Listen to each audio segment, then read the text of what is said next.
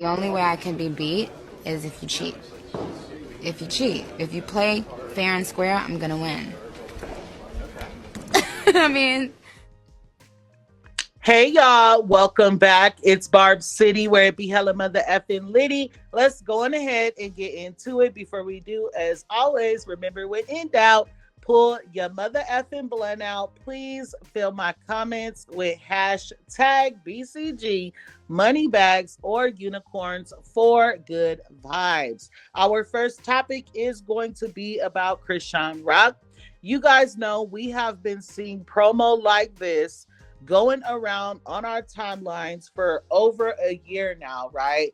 I feel like Baddies really wants Chrisean and Jaden on the same episode because they know it's going to bring views, it's going to bring money, all those things. But Chrisean basically said it's not going to happen. So let me play this clip so we can get into it. Hold on. I know you're like, oh my God, Chrisean, you on baddies? No, I'm not on baddies, baby. But stay tuned. I do have my show coming. So literally 2 days later, Chrisean posted this. It says a Zeus original series, Chrisean Rock, God's Plan. And she said, so blessed and excited about my new series called God's Plan, featuring Chrisean Jesus Porter and I. I'm also making a special guest appearance on Baddies Midwest, all coming soon to the Zeus Network. So she did kind of lie about a little bit, right? Because she said she wasn't going to be on Baddies, but we going to let that go. This is the promo that she posted for Baddies, you guys. And really all I have to say about that is I am so happy that she's getting a bag for herself that's not going to be attached to Blueface. But at the same time, I don't want to see no show called God's Plan if we're not going to be seeing a transformation in Chrisean. And not just that, I don't want to see nothing about a God's Plan if you're going to be over there on Baddies showing your in, okay? Let's go on ahead and move forward into Tyla. So before we even get into it, I want to say I love Tyla. She's beautiful and she is very talented and I respect her craft. Please remember that while listening to our next topic on her. So Tyla was performing and she was performing Rock the Boat by Aaliyah, which you guys know is very touchy for some people because that was Aaliyah's very last project before, in my opinion, her life was taken. Okay, I do not believe in the whole plain Ash being an accident. If you know, then you know. But anyways, let me stay on topic. This person said, hearing Aaliyah's Rock the Boat being played live is so unreal. And here were some of the comments. The first one being mine. It says, I hate this. Aaliyah can't be redone. And it's sad to say, but the general public is not here for this, you guys. Everyone feels that Aaliyah's music needs to be left alone. R.I.P. to the R&B mother effing princess forever, y'all. I love her literally. But anyways, Aaliyah can't be redone. And I know Tyla's not trying to replace her. I know that Tyla also loved Aaliyah and says that she was inspired by her in some ways. But at the same time, like Nicki said one time, you can be inspired without having to be the remake of that person, if that makes sense. But another person said, it's a no for me, dog. I don't know why people keep trying to push this idea on us, but it's not happening for me or the 90s babies who were actually here to witness her. It's not the same. Just because she's petite doesn't mean she's anything Aaliyah affiliated. And one more comment saying, I think Aaliyah's samples should be illegal. And it's just that simple. Like, some people's music should be left alone, y'all. But let me know what you guys feel about that. And again, RIP to the R&B mother effing princess child. Let's get into Eve. So Eve basically let it be known in a recent interview that when she found out Nicki Minaj was going to be on Barbershop with her, she went and enrolled herself in therapy to prepare herself for, encountering and working with Nicki Minaj. So the female rap room tweeted this. Thank you for, typing all this out for people like me. They said, Eve, on starting therapy after finding out Nicki Minaj joined Barbershop, she said, I've lived through what happens when women project their insecurities onto other women. It happened at the start of my career and continued in waves as my fame grew. I wasn't going to be that woman to someone else, but in order for me to do that, I had to physically and mentally prepare myself. Nicki and I were actually fine on set. We got along well and shot our scenes together with no problems. It was nothing like what I had expected. But again, I am thankful that I prepared myself for it. So you guys, she said more, which we're going to get to, but I appreciate her coming out and saying this, you guys. Let's be honest. A lot of these girls will try to run the narrative that Nicki Minaj is hard to work with. She's not a good person in person or however have you. So I appreciate her saying like, hey, working with her wasn't what I expected. I had pre-perceived feelings about encountering Nicki Minaj to the point where I had to go and get therapy and prepare myself for something that turned out to be okay, right?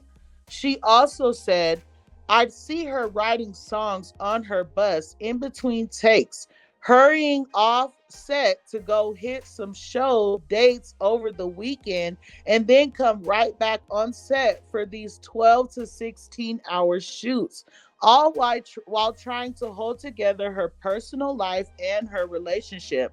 It was at that moment that I didn't envy her, and I kind of wanted to give her a hug. I thought I was going to resent her, and really all I felt was compassion. I remembered being that person, the girl who felt like she had to do it all, the girl who was pressured to do it all because all eyes were on her. Instead of feeling insecure about Nicki, I started to sympathize with her. So, you guys, this is kind of deep in my opinion. And like I said, I appreciate Eve's honesty, you guys, because it takes a real one to come out and say, like, I had to receive therapy so that I was not projecting my own insecurities on this person because I felt some type of way before I even encountered them. You guys, this takes a real one.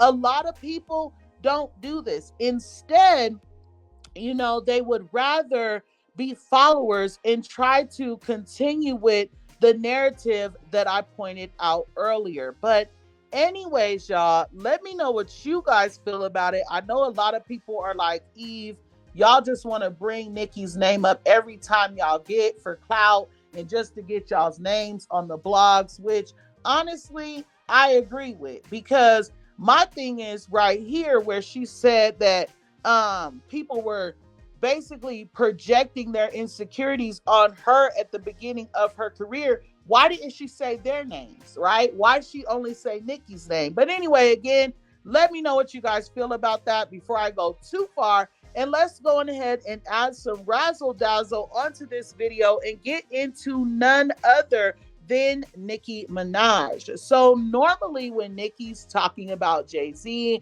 and the people that are sabotaging her and things like that, she's always speaking in a way where only her barbs can understand her, right? Or smart people can understand her, because every single thing she says is used against her. But lately, she is not holding anything back. So before we even get into all of this tea, child, Barb City mother effing blooper rolls because it is a lot to read. Nicki Minaj is still tweeting as we speak, but let's start with a key. It says Nicki Minaj has now surpassed Jay-Z to become the sixth longest charting rapper of all time on Billboard. Her music has charted for 1,945 cumulative weeks across the Hot 100 and Billboard 200. Nicki Minaj retweeted that and said, "Move."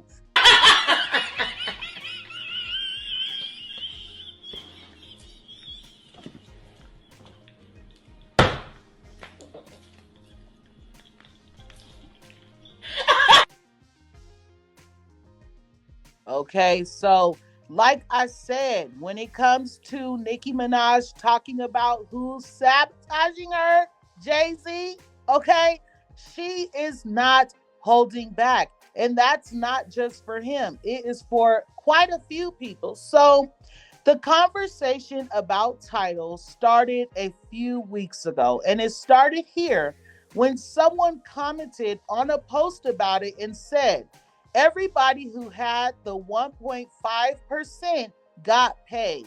Nicki Minaj commented and said, I didn't even get one red penny when no one promoted it more than me outside of Beyonce. After Nicki Minaj said that, you guys, you started seeing posts like this on your timeline saying, all 16 co-owners of Tidal reportedly received 8.9 million payout following Jay-Z's recent deal. Beyonce, Kanye West, Rihanna, Nicki Minaj, and more included. Now, again, this was after Nicki Minaj had just said she did not make a red penny off of Tidal, right? So, after that, you seen Steve Stout do an interview where he spoke on what Nicki Minaj had to say, and this is where Nicki hit the fan. But first, check this out. I think in that case, what Nicki did was wrong. To bring up Tidal, his streaming company, that he gave you equity in, that you didn't sign the fucking paperwork, and that's the reason why you left millions of dollars on the table. Now, this is where you seen Nicki Minaj retweet the false story about her being paid. And she said, LOL, word. One of the blogs that they reportedly have lots of control of. Why is my name and photo there? Oh, reportedly, huh? LOL. Y'all, I'm really laughing at how people who aren't really smart always believe they are outsmarting smart people. No, it's just that we know karma spins. It really spins. So Nicki is saying, I don't need to do anything. That's why I've been quiet about it, because karma's gonna handle it. She also said, I received a call advising Tidal was sold and they made no money on the deal. So all they could offer me was $1 million. But wait, there's more. The lawyer advised that Deseret, now if you know who Deseret is, then you know. Anyway, she said the lawyer advised that Deseret advised him that I had to sign the agreement in 24 hours if I wanted the 1 million, or the offer would be off the table. Listen to the end of fractions for what my response was. She also said, so Barbs, thank you for supporting something I was a part of. I love you. But I was scammed and offered $1 million to be silenced. I declined. The grace of God is sufficient. I didn't need their hush money. Gag City, Los Angeles, tonight and tomorrow night. My documentary was also. Now let's pause there because I want to know, what about the documentary? You guys know we have been waiting for it. Was it sabotaged in some way? Like, what happened with the documentary, you guys? Let's go on. She also said they got to keep the conversation on me so that no one asks about these charges against their best friend forever. I mean, It seems the 30-year-old T here is far from stale. Patterns yet, sass, ugly, alien, stout, deep breath, etc., all talking about Onika. Why are they talking about Onikwa? Let's go on. Every day, a new man pushing 60 years of age gets fingered in his pussy, then is made to come out on the internet and lie on me. God is in control. Bookmark this. I'd advise y'all to never mention my name again. You guys, we're almost done. Like I said, she had a lot to say. The next one says, worried about the tea of a 15-year-old child who was railroaded, but no comments on the tea and baby oil that's been going on for decades and as recent months ago. If 15-year-olds need to be held accountable and told they can't ever move past their past, then what about the 30-year-olds who groomed and sat by and was silent, etc.? Oh, right. Let's keep the blogs focused on Onikwa, short and stout D. Don't want to talk about him, friend him. LMFAO. And then she said, I run the internet. Hashtag Gag City Los Angeles tonight and tomorrow night. Choose wisely. I have been saying this for a long time. When people say, oh, this is Beyonce's internet. No, ma'am. This is Nicki Minaj's internet, okay? Every single body on the internet talks about nothing other than Nicki Minaj and what she has going on, okay? Everybody that posts on the internet is copying every single thing that Nicki Minaj has done on the internet. Anyway, let me not get off topic. She also said, I love knowing you're always thinking about me. I'm such a tease. The morning of every show, you pop up trying to taste my seed. But no, you may not, ugly. Now, what I want to know right here is, was Nicki Minaj talking about a situation from the past? Or is she talking about somebody who's doing this right now in this day and time, knowing that she's married as F? Like, Nicki Minaj has had a lot going on, you guys, from the situation that happened in Amsterdam to the brown paper bag that she found the other day while she was looking for something to eat. To this, it's like a lot of things are unfolding, y'all. Let's go forward. Just three more things. She said, let's see what 30-year-old T they'll find in everyone else's house now. And remember, KTSE, bah ha ha ha ha. If only bots could bot albums the way they like tweets.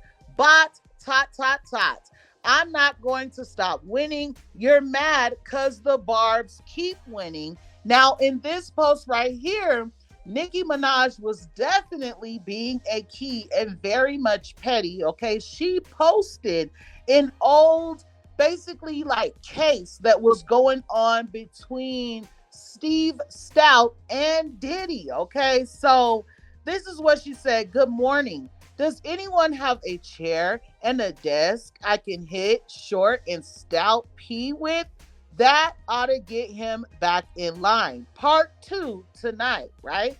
As you guys can see here, this is what she posted. It says, 1 minute, I'm in the middle of a meeting, and the next minute, I'm down on the floor, and Puffy and his guys are kicking me and pounding me. One of them picks up a chair and throws it at me. Then Puffy throws my desk over, and they just walk out like nothing happened. My jaw and my head were swollen. It was a traumatic experience, and in the middle of it, I didn't know exactly how to feel. I was upset, embarrassed, scared, angry. As far as I'm concerned, this was an attempt on my life. The only reason I'm not today is because they missed. Stout told the Times, however, he later asked for the charges to be dropped after the rapper apologized. apologize. Ciao. Anyways, oh my God, we got a lot to get into in these comments. Let me know what you guys feel about all these topics. Thank you for enjoying Barb City mother effing blooper rolls. And until next time, I love you guys so much. Thanks.